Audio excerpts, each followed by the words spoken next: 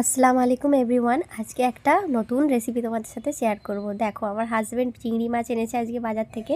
সেটাকে বেছে নিয়ে পরিষ্কার করে ভেজে ধুয়ে নিয়েছি। তারপরে কি করলাম, তার মধ্যে নুন আর হলুদ মেখে রেখে দিয়েছিলাম। সেটাকে কি করলাম, কড়াই গরম তেল দিয়ে সেটাকে ভালো করে ভেজে নেব। এইটাকে খুব ভালো করে ভাজতে হবে। এটা বড় চিংড়ি মাছ তো, খুব ভালো করে ভেজে নিলে এর আস্তে গন্ধটা চলে যাবে। মাছগুলো আমার ভাজা হয়ে গেছে, এবার এগুলোতে রেখে দেবো। এবারে সাইডে সবজি কেটে রেখেছিলাম, ধনেপাতা, টমেটো, পেঁয়াজ, কাঁচা লঙ্কা, ক্যাপসিকাম, বিভিন্ন রকম বাটা মশলা নিয়েছি। এবারে সেগুলো রেখে দিয়ে গরম সেই তেলেই, মাছ ভাজার তেলেই গোটা জিরে আর এলাচ ফোড়ন দিয়ে দেবো। তারপরে পেঁয়াজ কুচি করে রেখেছিলাম সেগুলো অ্যাড করব। তারপরে কাঁচা লঙ্কা কুচিও দিয়ে দেবো। সেই কাঁচা লঙ্কা কুচিগুলো আর পেঁয়াজটাকে নেড়ে চেড়ে ভালো করে চাপা দিয়ে রেখে দেবো। দিয়ে এবারে পেঁয়াজটা ভাজা হয়ে গেলে তার মধ্যে 1 চামচ নুন অ্যাড করবো। পেঁয়াজটা ভাজা হয়ে গেছে, মাঝারি হালকা ব্রাউন হয়ে গেছে, এর মধ্যে 1 চামচ আদা রসুন বাটা অ্যাড করলাম।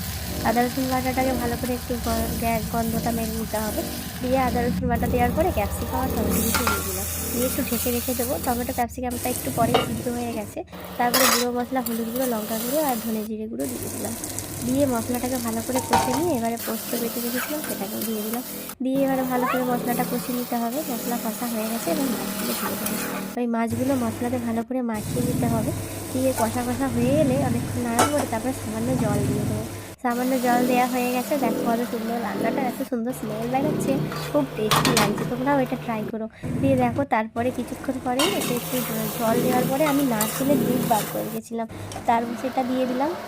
একটু ফুটে যাওয়ার পরে সামান্য চিনি, ধনেপাতা কুচি আর ধনে জিরে গুঁড়ো ভাজা ওটা অ্যাড করলাম। দিয়ে আমার রান্না রেডি হয়ে গেল চিংড়ি মাছের মালাইকারি।